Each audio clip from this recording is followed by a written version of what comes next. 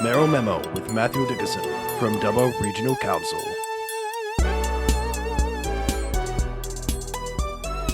It's 10 minutes to 8, and at 10 to 8 on a Monday morning, it's time to head up on another part of God's country, which is the Dubbo area.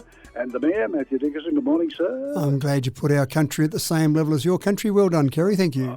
I know. And of course, you had a very, I suppose I'm allowed to say it, you had a very exciting weekend, didn't you? We had an exciting weekend in Dubbo, but I actually had to duck off for a little while over the weekend. I've been promising this mayor and the last mayor of Tamworth that I'd come up and check out the Country Music Festival. It's such a huge part of their whole area and they're becoming so well known for it. So I went up there to have a look at how they run it and to see what things they do. And yeah, it was a fascinating day, really the whole Saturday and then the Saturday night of the Golden Guitar Awards. It was a fascinating day, very enjoyable, and they do a very good job. Mind you, they've had a number of years practice 51st Golden Guitar Awards, but they do a really good job there, and I was pretty impressed. So I was actually good. I had breakfast with the mayor on Sunday morning to give a bit of a debrief on it all, but very impressive.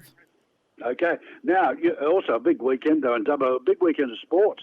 Absolutely right. And this is one of the great things about regional areas. When we spend money on our sporting facilities, then we get these major events. So Barden Park, our international standard athletics track, we get major events with that now. That was opened back in 2014. We had the Country Championship. So every club that's more than 75 kilometres from Sydney is allowed to go in the Country Championship. So we had in the order of 700 competitors, and you can imagine a lot of them are kids, add in your parents and your siblings, that sort of thing. So over 1,000 people in Dubbo, over $500,000 injected into Dubbo's economy just from that one event.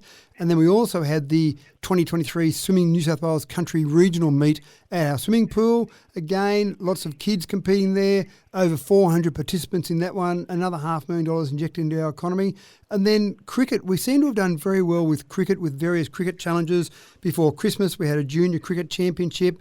Just last week, we had a 4-day under-14 boys state challenge and under-15 girls state challenge. So that's the best cricketers at those levels, under-14, under-15s, from across the state, metro teams versus regional teams. So that was another 4 days there of cricket. I actually went down and watched a bit of it to start off, and I tell you what, they're under-14 boys, but I wouldn't like to be facing up to them. They look like they were pretty impressive. But I know again, what you mean. more money injected into our economy from that. So some pretty good sporting events over this week.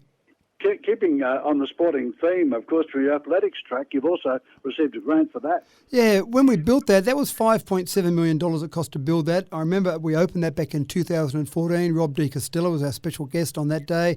Very exciting day. It was one of those rare opportunities where we had funding from federal government, state government and local government. One of the comments on the day as we chatted about the event, and it was all very exciting, was, well, you know, you've got to start putting some money aside now to maintain this facility. And that was one of the things that you do have to do.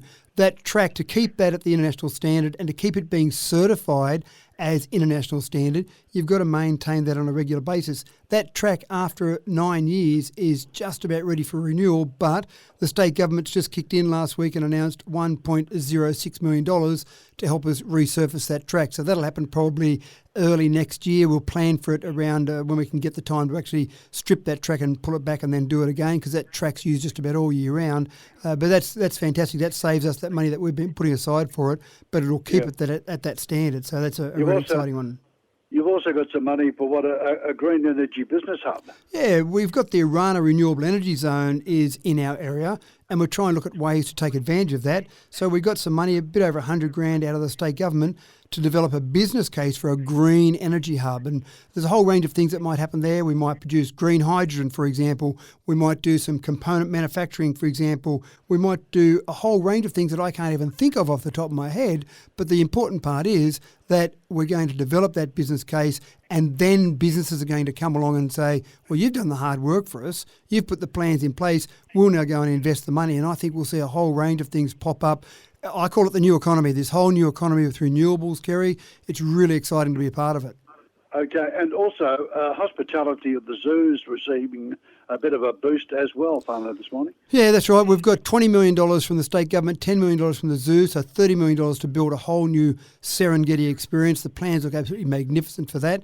in line with that, one of the problems for the zoo and many businesses in Dubbo and regional areas in altogether is that we just don't have enough staff for a range of businesses, in particular hospitality businesses. So again, the state government's kicked in here. It's almost like there's an election coming up, Kerry. The state government's kicked in here $490,000 for council and the zoo to jointly develop a business case for a hospitality centre of excellence. And that'll help develop staff for the zoo, but also help develop staff for Dubbo and the wider region in that hospitality area. So I think that's a pretty exciting thing. And if you're a young person wanting to get started in hospitality, it'd be pretty exciting to say that you went and learnt your trade at the zoo, because everyone knows the zoo. Yeah, very much so. Thank you for your time, sir. Really appreciate it. My pleasure, Kerry. Catch up. There we go. There's Dubbo Mayor Matthew Dickinson.